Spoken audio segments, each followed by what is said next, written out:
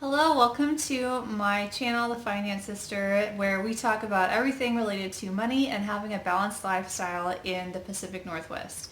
Today, it's actually a little bit different.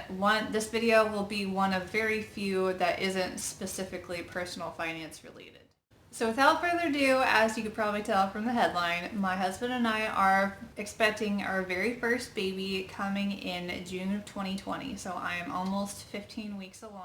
Since babies definitely affect our finances, I thought it would be fitting to just share a little bit about how I've been feeling, answer some questions for all the people that know me personally and would like to know the following questions that I have gotten from just about everybody I've told, which is awesome, but I just figured I would share it on a video.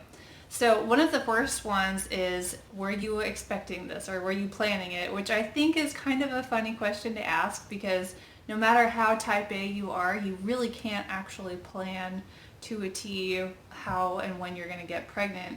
But I thought, for the most part, yes, I want to say that we mostly planned it.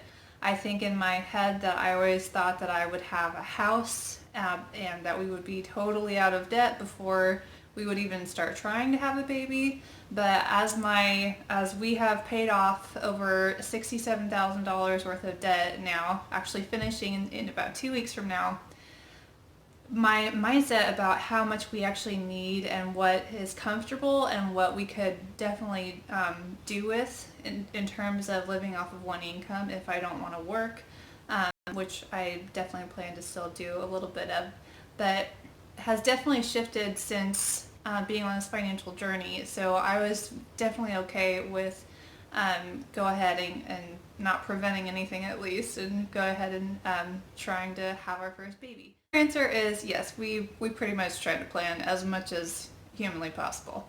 But at the same time, it was really surprising when we did get pregnant. I only took 2 pregnancy tests the whole time. It took about 2-3 months to actually get pregnant from not preventing anything. And I just remember thinking, oh my, I'm actually pregnant. This is so surreal. And I gotta say that even though I'm really excited, it really hasn't quite hit that we're actually having a baby. So I haven't really been super, I mean, I'm definitely a planner, but I have not been planning a whole lot for when the baby comes, how much to allocate per month towards what it needs, doing the baby registry, planning anything like that. We are currently renting a room from my brother and sister-in-law still, as we're paying off our last $4,000 of debt this month.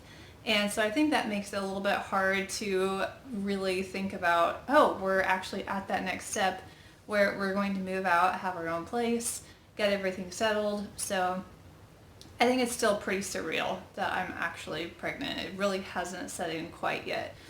Which leads me to the next question is, how are you feeling? What are your symptoms? Everything like that. And I am so thankful to say that I have not been nauseous. I have not thrown up once. I think I can count on 2 hands the number of times I've thrown up in my entire life. So I was really, really excited that I haven't had that yet. And who knows, with future babies that could be the case. But I am just so thankful that the only things that have really changed in terms of how I've been feeling is that I sleep about another extra hour or 2 a night and I'm more tired. But I've always been a huge fan of sleep, so that's no big deal for me. And I work from home, so thankfully I've been able to put time into taking care of myself, eating really well, doing yoga as many days as possible, like maybe 4 or 5 times a week, and actually taking the time to sleep and go to bed early. And so that's been really, really good. But I think the only things that have really changed is that I sleep a little bit more, I'm hungry all the time, and I definitely pee a few more times per day, which I gotta say, I kind of thought that was maybe a little bit of an exaggeration from other friends and people that I've talked to. Like, there's no way that you actually pee that much, but yeah, it really happens. I I pee like all the time. So that's been all my symptoms so far.